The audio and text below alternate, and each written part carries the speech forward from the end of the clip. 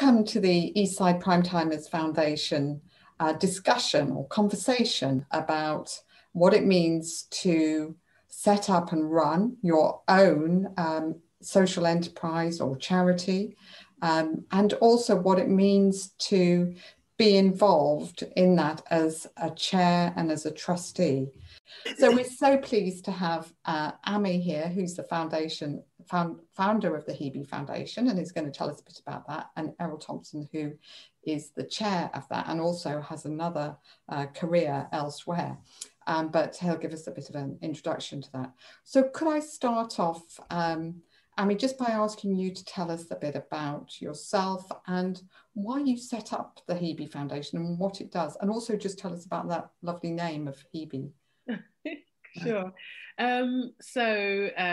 am, I guess, at heart a youth worker, although I've been more of a youth manager for best part of 26 or so years now, I do believe. I was the founder of the Hebe Foundation, which is a Christian youth organisation, and we work all across London helping young people, all young people, to realise and utilise their gifts and talents and to further themselves, their community, and build character to sustain those gifts. So we are very much project-based activities that really draw out the gifts of young people and put in lots of skills and wisdom and knowledge needed to succeed in this world. And that success looks on a personal level, on a societal level, it looks like anything they want it to look like, whatever their purpose is for this world. I set it up because of a couple of things. I was frustrated with the way youth work was happening. So I was working for the council, I was working for the theatre, I was working in schools, doing youth work in these various different places. And I was frustrated with the way we were doing youth work. It was very much tick box exercise. I didn't feel we were actually providing young people with the skills and the tools and the understanding to further themselves. You know, it's just like, come play table tennis and go home. That's not really putting anything into their life that's going to enable them to grow successfully. So there was that. At the same time, it was the height of the gang and the gun crime in London, actually throughout the entire country. And so we had a lot of young people who were kind of disillusioned with society. You know, they felt like everybody was painting them with the same brush, and that young people were just killing themselves and getting into trouble and not doing anything and have no worth. So we had those young people. And then we also had some young people who were on the peripherals of that whole gang and gun crime life. And so they were in and out, you know, half in, half out. Personally, I had my own family member who was very much involved. So at that particular time, I was back and forth with them in the police station, the courts, and consequently jail as well, you know, trying to help them to get out of that kind of lifestyle. And so all those things came together, and I was like, I have all these ideas of doing things differently. Let me just do it. So I just jacked in all my jobs and set up the Hebe Foundation. Yeah. And tell us, Amie, why it's called Hebe? Yes. Okay. So it is called Hebe Foundation because Hebe is a variation of youth in Greek. So it's essentially the Youth Foundation. So yeah, so that's what it is. Often people say, oh, Hebe the flower or Hebe-Jeebies or something like that, but it's actually the Youth Foundation. Yeah. Oh, thank you so much. Well, it's a beautiful name, yeah, and I think that Hebe the flower is actually called after the Greek goddess then, rather than the other way around, isn't it? There you go. Perfect. Thank you so much.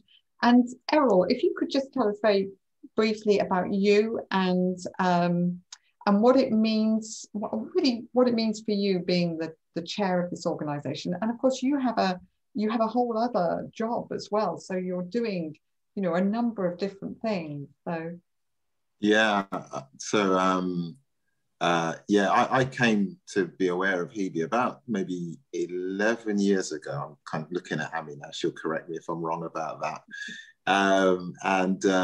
So I became associated with Amie at the church that we both attend. For a while, in terms of my career, I'd moved around the country quite a bit. About sort of 11, 12 years ago was a kind of a settling of roots and finding a community in which I could properly contribute. Finding a local church and then finding out about this outreach that impacts the community. And it really resonated with my values, especially at the time. I've always wanted to work with young people. I have coaching in my background as well. I'm a qualified coach. But my day job is all about aviation. So I work with, I used to work at Gatwick Airport at the time that I met Amie. I've been working at Heathrow Airport now for the last 7 years as an airport manager. At very trying times with COVID, as you know, with planes not flying at the moment and no one traveling. Yeah, it's a very busy day job. But what I've been able to do is marry up what I want to achieve with Hebe with what I want to achieve in my professional work. So that's things like opening up my networks, opening up channels for funding and resources as well. Resources being people resource, because there's an awful lot of people that really want to volunteer in the corporate world, but they're not quite sure how or where. And so I've kind of been a middleman in terms of helping to connect people who want to do stuff with people who need stuff done. And that's kind of my kind of purpose and values through life, actually, is sort of that. And yes, being a chair. So I've been a volunteer much longer than I've been a chair. So I've only assumed the chair role properly in the last 6 months. Before that, I was kind of, I've always been the kind of person who likes to try and lead anyway, but not necessarily have the title. And just recently, the last chair has had to move on because he needed to further his own business ambitions. And we kind of decided between us and then put it to the vote with the whole trustee board as to how we were going to manage transition from one chair to the next, and also who should be chair and all of that sort of stuff. And yeah, I was the next natural person to really assume the full role. So yeah, that's me. And I still feel like I'm still in setting up mode for the board, really, as a chair, as opposed to being a trustee, because there are different accountabilities, responsibilities that are associated with that as well. And Erol, has your investment of time and energy had to adjust as well now with taking on the chair role? Is that it's a different type of role to being a trustee, isn't it? Yeah, it is. Yes, there's been a minor adjustment, I would say, because I'm a full-on trustee anyway. And the way I describe it, this might resonate with you, Ruth. It certainly would do with Amie. We've had conversations about this before. There's almost a continuum of trusteeship. You can have trustees that are kind of, oh, we're helping out the founder because we're friends and family, and you know, we want to see her do well. So yes, we'll be a trustee. Which is historically where Hebe started, actually, is that small circle of friends who supported the vision of someone who's really inspirational and wanted to do a lot to impact the community around her. And then there's moving up the continuum. There's people who want to, you know, maybe be there in an advisory role, you know, so they can offer opinions and maybe say no when they think something's too risky, or yes, we'll support you, why don't you go ahead and do that? But they don't actually get involved in the day-to-day and maybe in some of the projects and whatnot. And then you've got people who are, maybe they've been a volunteer or they are volunteering whilst they're being a trustee. And those are the types of people I think are the kind of the roll up your sleeves, get involved in the running of the organization on a kind of a volunteer level, and really knowing what it means what the work means at the kind of the coalface where we're interacting with young people. And then there's another level as well, which is to be a trustee member, but also in effect almost acting like an exec member as well in terms of the management of the Hebe organization. And so what you're seeing there is a continuum of involvement from one end to the other. And I've always been, because of being a volunteer all the way through, and with my kind of business coaching consultancy background as well, I've naturally been involved in trying to help steer the direction of Hebe. So yeah, I've always been quite active, roll the sleeves up, get involved, which means I think for my relationship with Amie, I kind of understand her vision very clearly, and she's great at articulating the vision anyway, but kind of just joining the dots and trying to make sure the mechanics work so that we can, as a board, really deliver what it is that she's trying to achieve. That is really helpful and gives lots of different kind of perspectives, I think, on it, which is really, really useful. So I'm just interested, between the two of you, you know, what is it that works really well? You've talked this bit about, Erol, about really understanding Amie's vision and having that kind of alignment. But I'm just thinking, you know, even on a day-to-day, a month-to-month basis, things must come up where which require sort of sudden effort, you know, trying to make time in your busy days, you know, and suddenly something's happening, or decisions that need to be made about things, or maybe even sometimes where one of you might see the implications for something that the other one sees them perhaps in a different way. I'm just wondering, between you, you know, what are your reflections and maybe your advice for other people around getting this relationship right and in a way that is good for both of you, for the trustees, for all your beneficiaries? I think you kind of have to know who plays what role. And when I say play what role, it's not that it's put on, but who plays what role, what your strengths are, each other's strengths, and, you know, who does what in this chair CEO relationship. So with Erol and myself, before he became chair, he was my go-to trustee, you know. So I would sound things, he's my soundboard. So I would take things to him first, and we would work them through before I took them to the trustees. So then that way it's a lot more easier to present something and say, hey, I want your endorsement, I want your support on this. And so he fulfilled that role, and he still does as a chair. But, you know, he very much he's my soundboard, so I can take things to him. He's very good at extracting the information from my head. I have these big, crazy ideas, and I just, you know, sometimes to get it all out is is a challenge. And so he's very good at extracting that. So we have different, you know, I know because I know him, I know how he's going to respond. I know what his skill set is and how that works with mine. And so I play to those strengths of his, you know, yeah, that kind of thing. And then, what do you think? Yeah, so I would agree. I definitely agree with that.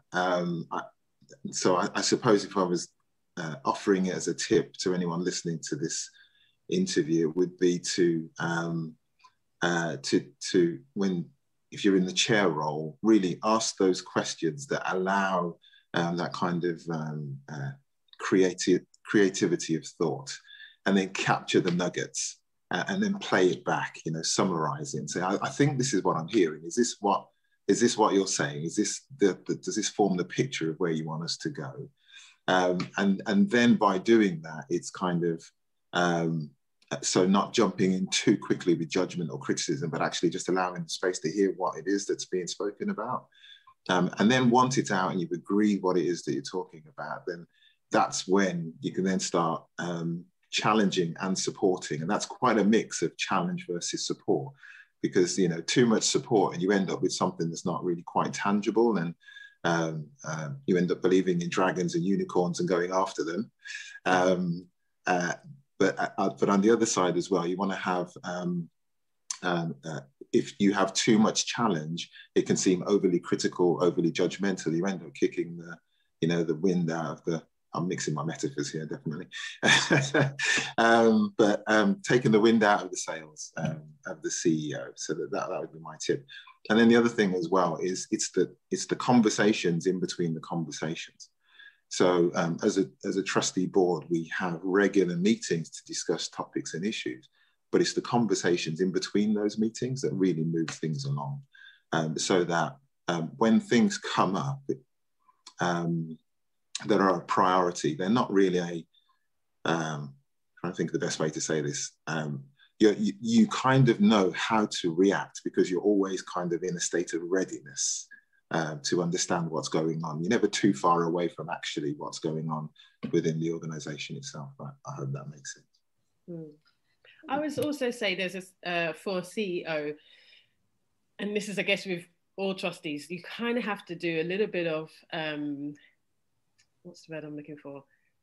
You have to be ready to repeat yourself, not in a bad way, but when you have a board of trustees and you're trying to get something across, or there's a particular stance you want to take, or any kind of mode of apparatus or anything, you just kind of need to repeat yourself a few times, just so it gets ingrained within the psyche of the board, and so that repetition comes about. And it's a case of, a tip would be to not get frustrated with that, but to flip it around and see it as a way of learning, just as you would teach a young person, repetition, chorus, these kind of things, they help you ingrain the information you want out into that person. And so you might need to do that quite often with the board, so that they really they grasp the vision, they catch your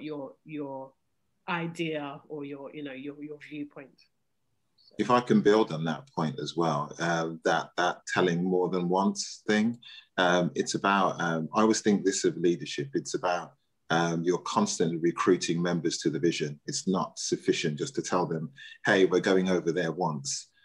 You've got to keep reminding people why it's important and why it is that we're trying to get over there. And once people really grab hold of that purpose, because they're constantly recruited to that vision, it makes the hows and the what to do, very much easier to talk about, really. So.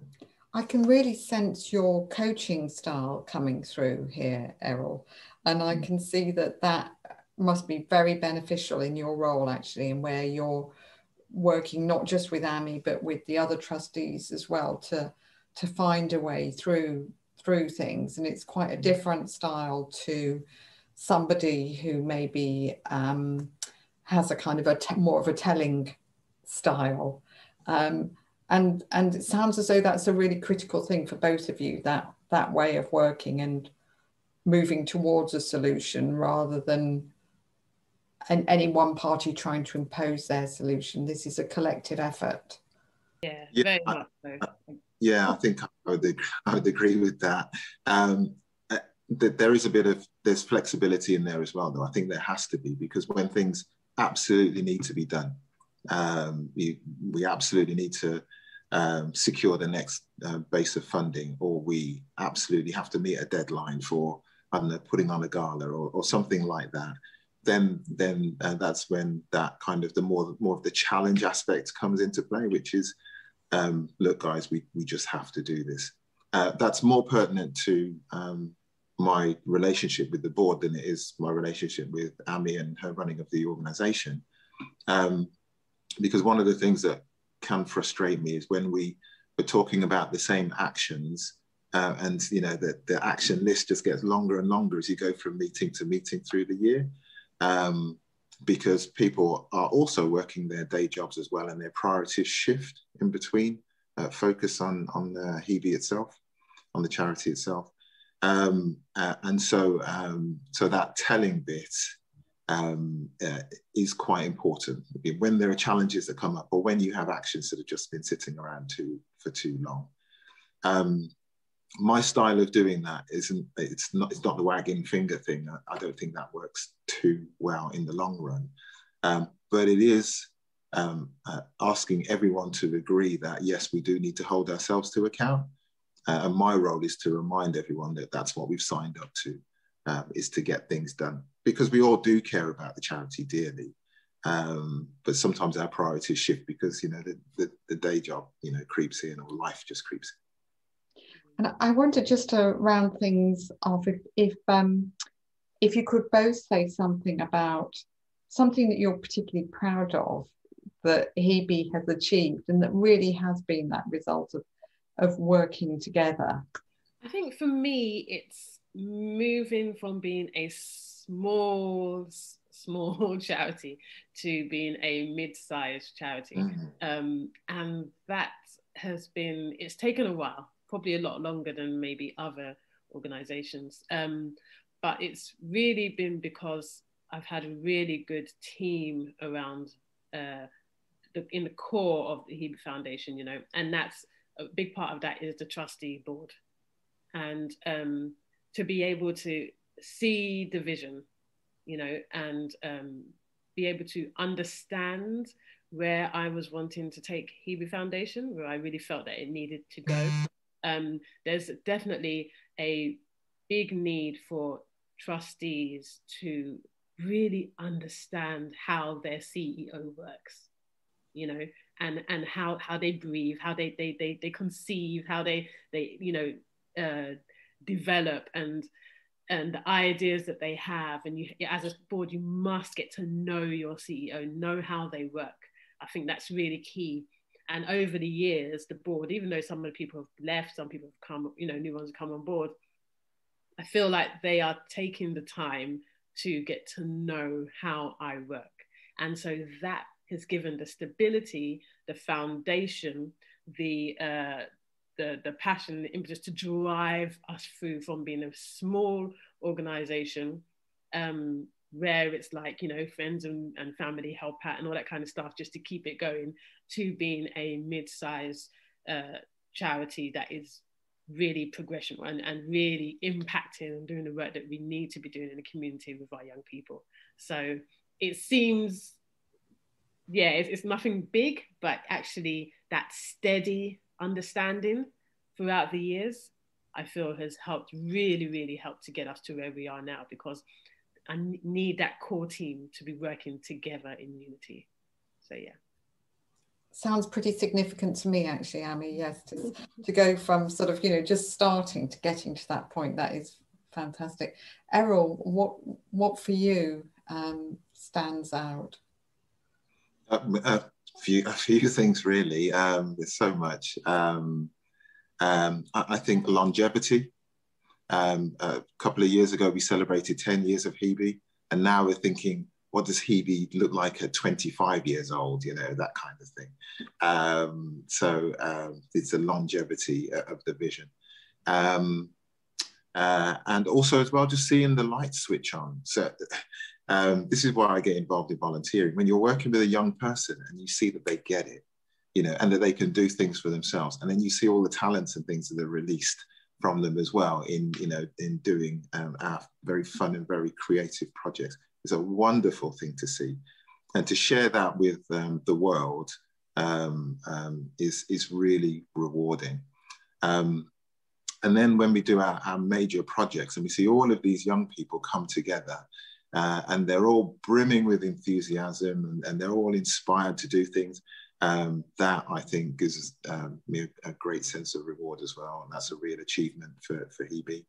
And then when we see the alumni, those that have been through the project and they go out into the world and start their own careers, we've got young people who are now entrepreneurs, got their own businesses, work with local government. Got one that works with Richard Branson of Virgin, advising on youth issues and affairs.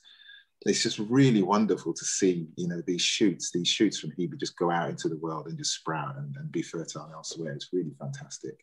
And then when we see those young people reaching back into the organization to help to encourage and coach and mentor some of the younger ones who are just discovering Hebe for the first time, that gives me a real sense of achievement as well. It's really, really fulfilling. We're going to get you involved one day, Ruth. Yeah, I'd love to be when all of this lifts and we can move around, you know, or anything I can do. No, I'd be really interested. And thank you both so much. And I think one of the things that comes through really well from that is this sense that you've got to have something that you really believe in. You know, if you're going to make that contribution, or if you're going to lead this organisation in your CEO role, Amie, but particularly thinking about it from the perspective of people who are interested in becoming trustees or chairs, you know, for them to be able to talk as you talk about it, Erol, they've got to absolutely believe in it and really be there for the longer term, not just dipping in and out, which is, you know, more disruptive than anything else. So thank you both so much for your time today. Wishing you all the very best, both of you with Hebe, and looking forward to when everything lifts and we can get around and we can do something more together. Thank you so much. Thank you. Oh, thank you, Ruth. Thank you.